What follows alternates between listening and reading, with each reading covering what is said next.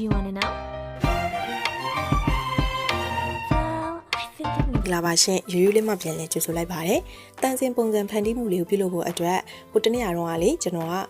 PS software လေးရယ် Avee player လေးရယ်နှစ်ခုကို download ဆွဲဖို့အတွက်လိုအပ်တဲ့အတွက်ပေါ့နော် download ဆွဲထားဖို့အတွက်ကျွန်တော်ပြောပြပေးထားပါတယ်အဲ့ဒီ video file လေးကိုကြည့်ပြီးဆိုလို့ရှိရင်ဒီနေ့ video file လေးကိုဆက်ပြီးတော့ကြည့်ပေးရမှာပေါ့နော်ကျွန်တော်တို့အနေနဲ့ကျွန်တော်တို့ဖုန်းထဲမှာရှိနေတဲ့ PS software ရယ် Avee player ရယ် KiMaster ရယ်တွဲပြီးတော့ application 3ခုကိုပေါင်းပြီးတော့ကျွန်တော်တို့အနေနဲ့အဲ့ဒီတန်စင်ပုံစံဖန်တီးမှုလေးကိုပြုလုပ်ပါမယ်အဲ့ဒါဆိုလို့ရှိရင် video file လေးကိုစလိုက်ကြရအောင်နော်video file လေးမစခင်မှာကျွန်တော်ဟိုတနေ့ကတော့မနှက်ဖြန်ကြလို့ရှိရင် video file လေးဆက်လာပါမယ်ဆိုပြီးတော့မတင်ပေးဖြစ်တဲ့အတွက်အားလုံးကိုတောင်းပန်ပါတယ်လို့ကျွန်တော်ကိုခွင့်လွှတ်ပေးပါလို့เนาะကျွန်တော်ခွင့်လွှတ်ပေးနော်အဲ့ဆိုတော့ကျွန်တော်တကယ်ငပိကြောင်တကယ်ကိုမအားဖြစ်သွားလို့ပါ sorry ပါနော်အဲ့ဆိုလို့ရှိရင်ဒီနေ့မှ video file လေးကိုတင်တာကိုတော့ခွင့်လွှတ်ပေးပါလို့ video file လေးကိုကြည့်ကြည့်ရအောင်နော်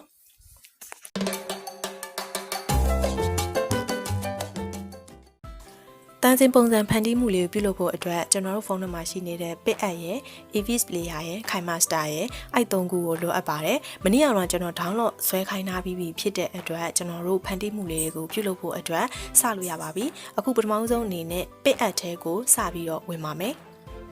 Pit App software ကိုပွင့်လာလို့ရှိရင်သူကဒီလိုပုံစံလေးပုံမှာပါ။အဲ့ဒီအခါကျလို့ရှိရင်အောက်ဆုံးကဒီအပေါင်းပုံစံလေးကိုနှိပ်လိုက်မယ်။အပေါင်းပုံစံလေးကိုနှိပ်ပြီးတော့အပေါ်ဆုံးကိုဆွဲတင်လိုက်မယ်။ color background ဆိုတဲ့နေရာလေးကဒီမှာအနက်ရောင်လေးရှိမယ်ပေါ့နော်ကိုအဲ့ထဲမှာအနက်ရောင်လေးတစ်ခုကိုရွေးပေးပါဘာမှမလုပ်ဘူးเนาะကျွန်တော်အနက်ရောင်လေးတစ်ခုပဲယူမယ်ကျွန်တော်ဘာမှမယူဘူးပြီးရင်ညာဘက်ချမ်းကိုသွားတယ်ဒီမြားလေးကိုနှိပ်ပေးပါ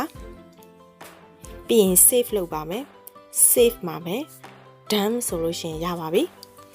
ပြီးလို့ရှိရင် back track လိုက်လို့ရှိရင်ရပါပြီဒီ PS software နဲ့ပတ်သက်ပြီးတော့ကျွန်တော်အဲ့ background မဲရောင်လေးတစ်ခုပဲယူမှာပါကျန်တာဘာမှမယူဘူးเนาะပြီးလို့ရှိရင်ကျွန်တော်တို့ Avee player ထဲကိုဝင်ပါမယ်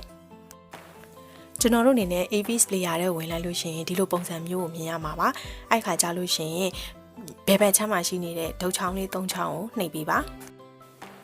ပြီးလို့ရှိရင် library လေးကိုရွေးပေးပါကိုကြိုက်နေတဲ့တခြင်းတစ်ပုဒ်ကို choice လုပ်ပေးပါတခြင်းကရွေးချယ်ထားတဲ့တခြင်းကအရန်ကြာနေလို့ရှိရင် export ထုတ်တာကြာနေမှာမို့လို့အတက်နိုင်ဆုံးတခြင်းအတူဆုံးဖြစ်တဲ့တခြင်းတစ်ပုဒ်ကိုရွေးပေးပါဒါမှမဟုတ်ကိုကတခါတည်းကိုကြိုက်နေတဲ့တခြင်းကိုရွေးချယ်မယ်ဆိုရင်လည်းရတယ်ဒါမှမဟုတ်ရှင်ဒီ Avee player မှာ duration နဲ့တဲ့တခြင်းပေါ့နော်ကြာချိန်နဲ့တဲ့တခြင်းတစ်ပုဒ်ကိုရွေးပြီး export ထုတ်ပြီးကြတော့မှ KiMaster မှာမိမိကြိုက်နေတဲ့တခြင်းကိုပြန်ချိန်မယ်ဆိုလည်းရပါတယ်အဲ့ဒါကြောင့်မလို့ဒီ Avee player မှာတခြင်းရွေးတဲ့ခန္ဓာကတော့ကိုကြိုက်နေတဲ့တခြင်းတစ်ပုဒ်ကိုရွေးချယ်လိုက်ရင်ရပါပြီ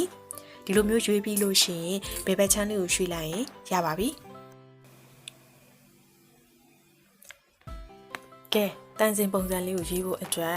အခုမြင်နေရတဲ့အတုံးလေး6တုံးကိုနှိပ်ပေးပါပြီးလို့ရှိရင်အခုမြင်နေရသလိုမျိုးပဲဖန်တီးမှုတွေကို choice ပေါ့နော်ကိုပြောင်းလဲခြင်းနဲ့ဖန်တီးခြင်းနဲ့ပုံစံအမျိုးမျိုးကိုရွေးချယ်ပြီးတော့အသုံးပြုလို့ရပါတယ် application လေးထဲမှာပါတဲ့ဖန်တီးမှုတန်စင်ပုံစံမျိုးတွေပေါ့နော်ကိုကြိုက်နေတဲ့ design ပုံစံကို choice လုပ်ပြီးပြီဆိုလို့ရှိရင်ဘေးနားကခဲတံပုံစံကိုနှိပ်ပေးပါဒီလိုပုံစံအနေထားလေးကိုမြင်ရမယ်အဲ့ခါကြလို့ရှိရင်တတိယမြောက် image ဆိုတာလေးကိုရွေးပေးပါအခုမြားလေးနှိပ်ပေးထားเนาะအဲ့ဒီ image ဆိုတာလေးကိုနှိပ်ပေးပါ image ထဲကမှ image ကိုပြန်ပြီးတော့ရွေးပေးပါပြီးလို့ရှိရင်၄တောင်အကွက်ကလေးကိုနှိပ်ပေးပါသူ့ရဲ့အောက်မှာပေါ်နေ၄တောင်အကွက်ကလေးเนาะအဲ့ဒီအကွက်ကလေးကိုနှိပ်ပေးပါနှိပ်လိုက်တဲ့ခါကျလို့ရှိရင်ဒီအောက်မှာရှိနေတဲ့ PICKIMAG ဆိုတဲ့စာသားလေးကိုနှိပ်ပေးပါနှိပ်ပြီးလို့ရှိရင်စောစောတုန်းကကျွန်တော်တို့ PS software နဲ့ဖန်တီးခဲ့တဲ့အမဲအောင်ဓာတ်ပုံလေးကိုပြန်ပြီးတော့ choice လုပ်ပေးပါ choice လုပ်ပေးပြီးရင်အောက်ကမြားလေးနဲ့ပြန်နှိပ်ပြီးတော့ back track လိုက်ရင်ရပြီ video file လေးကို play ကြည့်ပါလားအမအခုမြင်နေရတဲ့အတိုင်းပဲတန်စင်လေးတွေကဘေးပေါင်လေးတွေကိုလေအဲ့လိုမျိုးလေးသွားနေမှာဒီနေရာမှာလေအခုကသူ background ကအမဲရောင်တဲ့ဟာဖြစ်နေလို့တချို့နေရာတွေမှာဆိုလို့ရှိရင်အဲ့ဒုတ်ဝန္နဘီရဲ့အလဲကအဝိုင်းကလေအထဲကစားသားကတော့မဟုတ်အဝိုင်းထဲကနေရာလေအမဲရောင်မဟုတ်ဘူးသီလားကာလာတွေနဲ့ဖြစ်နေတတ်တယ်အဲ့ဒီအတွက်ကိုကျွန်တော်တို့နောက်ထပ် image တစ်ခုထပ်ထည့်မှရမှာအဲ့ဒီအတွက်ကိုစောစောကလိုမျိုးပဲခဲတံပုံစံနေရာလေးကိုရွေးလိုက်ရွေးပြီးရင်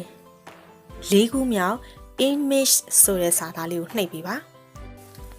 ပထမရွေးထားတဲ့ပုံစံအတိုင်းပဲเนาะ image နေရာလေးမှာရွေးလိုက်ဘောင်းအမဲလေးကိုနှိပ်လိုက်ပြီးရင်ဓာတ်ပုံအမဲလေးကိုပြန် choice လိုက်အဲ့လိုမျိုးပဲဆော့ဆော့အတိုင်းပဲ ED မျိုးလုပ်ပြီးလို့ရှင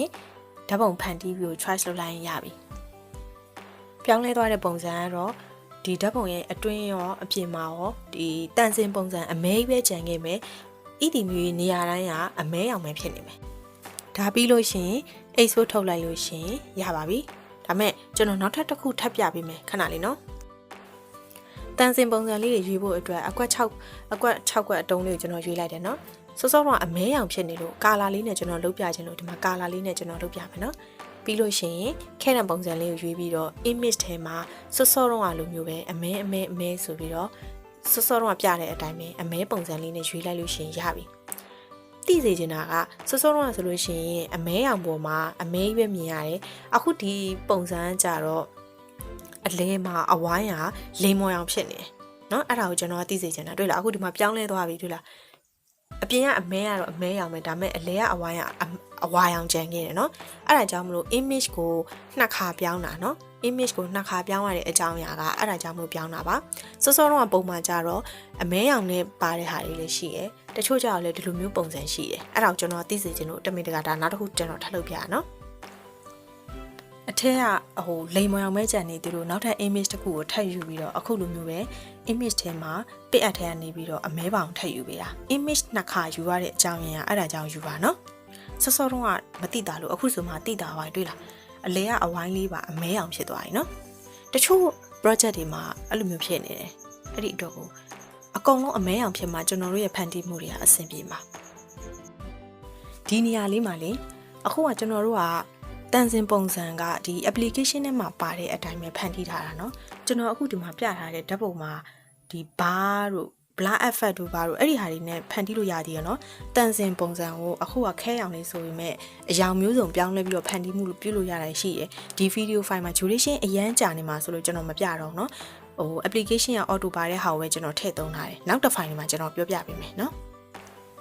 စိတ်ကြိုက်ဖြစ်ပြီး application နဲ့ကိုဖန်တီးထားတဲ့ပုံစံမျိုးပေါ့နော်ကိုလိုချင်တဲ့ဟာကိုစိတ်ကြိုက်ဖြစ်ပြီး background ကလည်းအမဲဖြစ်ပြီးဆိုလို့ရှိရင်ကျွန်တော်တို့ export ထုတ်ပါမယ် export ထုတ်မှာကတော့ခဲနံလေးရဲ့ဘေးနားလေးက download ဆွဲတဲ့ပုံစံမျိုးလေးမျှပုံစံလေးပါအဲ့ဒါလေးကိုနှိပ်လိုက်ပြီးတော့ export ဆိုလို့ရှိရင်ရပါပြီဘာမှကျွန်တော်တို့ပြောင်းလဲစရာမလိုဘူးဒီ application ကအကုန်ရေး choice လုပ်ပြီးသားပေါ့နော်ကိုယ့်ရဲ့ဖုန်းက format က HD ဖြစ်နေတခါတော့ HD ဖြစ်နေမယ် SD ဆိုလဲ SD ဖြစ်နေမယ်အဲ့ဒါကိုကျွန်တော်တို့က export ဆိုပြီးနှိပ်လိုက်အောင်မယ်ဒါမဲ့ဒီမှာဒီပါစန့်က100%ပြီးမှထွက်နော်ဒီ export ထုတ်နေတဲ့ဟာကို100%မပြီးဘဲနဲ့ back ထွက်လိုက်လို့ရှိရင်အစအနေပြန်ထုတ်ရမှာပါ project ကိုပြန်ပြီးတော့ဆင်နေရလိမ့်မယ်ဒီလိုမျိုး export 100%မပြီးမချင်းဘာမှမထွက်ပါနဲ့နော်အဲ့ဆိုလို့ရှိရင် download video ကိုထွက်လာမယ်နော် file export ကဘယ်တဲ့ကိုရောက်သွားမလဲဆိုလို့ရှိရင် image player တဲ့ကိုရောက်သွားလိမ့်မယ် image player ထဲမှာမှ download ဆိုတဲ့ folder တဲ့ကိုရောက်သွားလိမ့်မယ်အဲ့ဒီထဲမှာကြည့်နော်ကျွန်တော်တို့ခိုင်မာစတာကိုဖွင့်ပါမယ်ခိုင်မာစတာတွေကမှ960 ratio ကိုပဲကျွန်တော်ရွေးချယ်အသုံးပြုပါမယ်အဲ့ဒီမှာ media တွေကိုဝင်ပြီးတော့ဓာတ်ပုံတစ်ခုကိုပြန်ပြီးတော့ choice လုပ်ပါမယ်ကျွန်တော်အရင်တော့ပုံအဟောင်းလေးကိုပဲပြန်သုံးမယ်နော်ဓာတ်ပုံရဲ့အပေါ်မှာဖန်တီးမှုတွေပေါင်းဆက်ခြင်းလို့ layer တွေကမှ media ကိုရွေးမယ် media တွေကမှစောစောတော့ Avee player မှာလေ export ထုတ်ထားတဲ့ file ကိုတွားပြီးတော့ပြန်ရွေးပေးပါမယ်သူကအိုက်ခံကြလို့ရှိရင်ဝယ်တင်တက်လိုက်မယ်ဘာမှမဖြစ်ပါဘူး okay ပြီးပြီးတော့ပဲဝင်လိုက်ပါ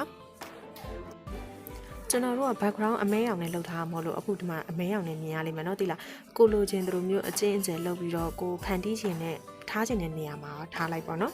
အဲ့လိုမျိုးလေးထားပြီးလို့ရှိရင်အဲ့ဒီ file လေးကိုလက်ကလေးနဲ့ထားပြီးရင်အခုလိုမျိုးပဲဘေးနာစာသားလေးကိုအပေါ်ဆုံးထိဆွဲတင်ပြီးတော့အဲ့မှာ blending ဆိုတာရှိတယ် blending လေးကိုရွေးပြီးပါ blending နဲ့မှာ sequence ဆိုတာလေးကိုပြန်ရွေးပြီးပါအဲ့ဒါဆိုလို့ရှိရင်အနောက်က background ပုံစံအမဲကြီးကပျောက်ပြီးတော့တန်စင်ပုံစံဖန်တီးမှုတစ်မျိုးလည်းပဲကြံခဲ့မှာပေါ့နော်သူ့ရဲ့ file ကို play ကြည့်လိုက်လို့ရှိရင်လေပထမတော့ကျွန်တော်တို့ဟို Avee နဲ့ထုတ်ထားတဲ့တခြင်းအတန်ကိုကြားလိမ့်မယ်သိလားကျွန်တော်ကဒီမှာအတန်ကိုတိုးထားလို့ mute ထားလို့မကြားရဟိုကအဲ့ဒီဟာကိုဘယ်လိုတိုးလဲဆိုတော့အဲ့ file လေးကိုထောက် speaker ပုံစံလေးကိုဖွင့်ပြီးတော့ volume လေးအခုလိုမျိုးလေးပဲနှိပ်လိုက်လို့ရှိရင် mute ထားပြီးတော့အတန်မထွက်တော့ဘူးပေါ့နော် original ဒီ file မှာပါတဲ့ original အတန်မထွက်တော့ဘူးအဲ့လိုမျိုးဖြစ်သွားလိမ့်မယ် နောက်ထပ်ဖန်တီးမှုတစ်ခုကိုကျွန်တော်ပေါင်းစပ်မယ်နော်တန်စင်ပုံစံဒီတစ်ခုလည်းဖြစ်နေလို့နောက်ထပ်တစ်ခုထပ်ထည့်မယ်အဲ့ဒီအတွက်ကိုကျွန်တော်တို့ layer တွေကမှ media တွေကိုယူမယ်စောစောတော့ Avee နဲ့ထုတ်ထားတဲ့တွေကနောက်ထပ် file တစ်ခုကိုကျွန်တော်ပြန်ယူမယ် okay နှိပ်လိုက်မယ်နော် wedding ကိုတော့ okay နှိပ်မယ်အဲ့ဒီ file မှာလည်းအဲ့လိုမျိုးပဲသူ့ကို play ကြည့်လိုက်လို့ရှိရင်အတန်ကတော့ထွက်နေမှာပဲအဲ့ဆိုတော့အတန်ကိုလည်းဖြောက်မယ်စောစောတော့အဲ့လိုမျိုးပဲအတန်ကို mute အတန်မြူပြီးအပေါ်ဒီဘက်ချမ်းက file ကိုအပေါ်တင်ပြီးတော့ blending ကိုရွေးမယ် screen ကိုရွေးလိုက်မယ်အဲဆိုအတန်လည်းပျောက်သွားပြီအနောက်က background အမေးလည်းပျောက်သွားပြီအဲဆိုလို့ရှိရင်ကိုထားချင်တဲ့နေရာမှာဖန်တီးမှုတွေကိုထားလို့ရတယ်အဲဆိုအဆင်ပြေသွားပြီနော်ဓာတ်ပုံနဲ့တန်စင်နဲ့ကိုက်နေအောင်လို့အပေါ်ကဓာတ်ပုံက duration နည်းနေလို့ဓာတ်ပုံလေးကိုအနောက်ကိုအခုလိုမျိုးဆွဲဆန့်ပါမယ်အဲကြတော့မှတချင်းနေရာနှစ်ပုံစလုံးကဖန်တီးမှုတွေကဆက်သွားနေမယ်ဒါပေမဲ့အတန်ကမပါတော့တဲ့အတွက်ကျွန်တော်တို့ကြိုက်တဲ့သချင်းကိုထည့်ဖို့ audio ရွေးပြီးတော့ကိုကြိုက်နေတတ်တဲ့သချင်းကိုပြန်လည်အသုံးပြုပါမယ်ကြိုက်နေတတ်တဲ့သချင်းကိုတွေ့ရင်အပေါင်းလေးကိုနှိပ်ပေးလိုက်ရင်ရသွားပြီနော်အဲ့ဒီမှာသချင်းနဲ့ဖန်တီးမှုတန်စင်ပုံစံဖန်တီးမှုနှစ်ခုနဲ့ပေါ့နော်နားထောင်လို့ကိုကြိုက်နေတတ်တဲ့ဖန်တီးမှုပုံစံမျိုးအဆင်ပြေစွာနဲ့ထွက်လာမှာပေါ့နော်အဲ့ဒီမှာသချင်းကအရှိကြီးပဲကြံသေးတဲ့ duration ကဓာတ်ပုံကနည်းနေဖြစ်တဲ့အတွက်တချင်းနဲ့ duration နဲ့ကိုက်အောင်လို့ဓာတ်ပုံကိုအခုလိုမျိုးပဲအနောက်ကိုဆက်ဆန့်လိုက်ပါမယ်တချင်းနဲ့အတူတူဖြစ်အောင်လို့ဓာတ်ပုံတပုံနဲ့သုံးထားမလို့နော်နောက်ကိုဆက်ဆန့်မယ်ပြီးလို့ရှိရင်ဖန်တီးမှုတွေကိုထပ်ပြီးတော့ထည့်ပါမယ်သူနဲ့နည်းနည်းလေးခွာတဲ့နေရာမှာချပြီးတော့ layer တွေကမှ media တွေကနေပြီးတော့စောစောတုန်းကအတိုင်းပဲဖန်တီးမှုတွေကိုတစ်ခုချင်းစီယူပြီးတော့ထည့်ပါမယ်ပြီးရင်အတန်ဖြောက်မယ် screen ထဲမှာမဟုတ် blending နဲ့ဝင်ပြီးတော့ screen လေးကိုရွေးလိုက်မယ်အဲဒါဆိုလို့ရှိရင်ဖန်တီးမှုတွေကစောစောအတိုင်းဖြစ်သွားပြီနော်အတန်လည်းမြူထားတဲ့အတွက်အဆင်ပြေတယ်နော်အတန်လည်းမြူထားမယ်အဲဆိုရင်ရပြီအဲ့ဒီနေရာလေးမှာပဲနောက်ထပ်ကာဆာလေးတေချာလေးချပြီးတော့ layer တွေကမှ media တွေကိုဝင်မယ်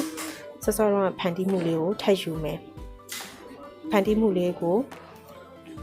တပုံစံနဲ့ပဲ blending နဲ့ဝင်မယ် screen လုပ်မယ်ပြီးရင် audio မြုပ်မယ်အဲဆိုလို့ရှိရင်အရှိရဟာနဲ့အတူတူပဲဖြစ်သွားမယ်နော်တချင်းဆုံးတဲ့အထိအဲ့ဒီဟာလေးကိုလိုက်ထည့်လိုက်မယ်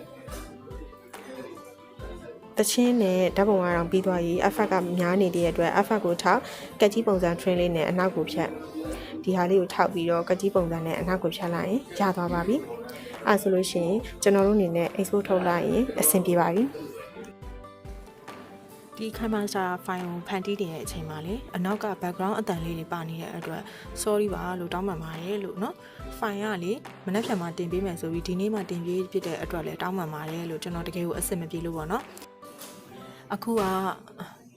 ကိုဗစ်ကာလအရန်တော်တော်လေးကိုအခြေအနေဆိုးနေတာဆိုတော့လေကျမကြီးလေး queue ဆိုင်ကြပါလို့ဘယ်ပဲသွားလက်ကလေးကိုလေတေချာလေးစေးကျမကြီးဌာနညွှန်ကြားထားတဲ့နီလန်းလေးတွေအတိုင်းနေပြီးတော့လေအစအရာအဆင်ပြေကြပါစေလို့ကျွန်တော်ရဲ့ပရိသတ်ကြီးရောမြန်မာပြည်သူပြည်သားများအားလုံးရောကိုဗစ်အန္တရာယ်ကင်းဝေးကြပါစေလို့အစအရာအဆင်ပြေကြပါစေလို့ကျွန်တော်ဆုတောင်းပေးပါတယ်နော်ပရိသတ်ကြီးများအားလုံးကျွန်တော်ရဲ့ file ကတော့ဒီနေ့တော့ကတော့ဒီလောက်ပါပဲเนาะအားလုံးပဲစိတ်ချမ်းသာခြင်းကိုယ်ကျန်းမာခြင်းနဲ့ပြည့်စုံကြပါစေကျေးဇူးတင်ပါတယ်เนาะအဆုံးထိအခုလိုမျိုးကြည့်ပေးတဲ့အတွက်ပရိသတ်တယောက်ချင်းစီကိုကျေးဇူးအများကြီးတင်ပါတယ်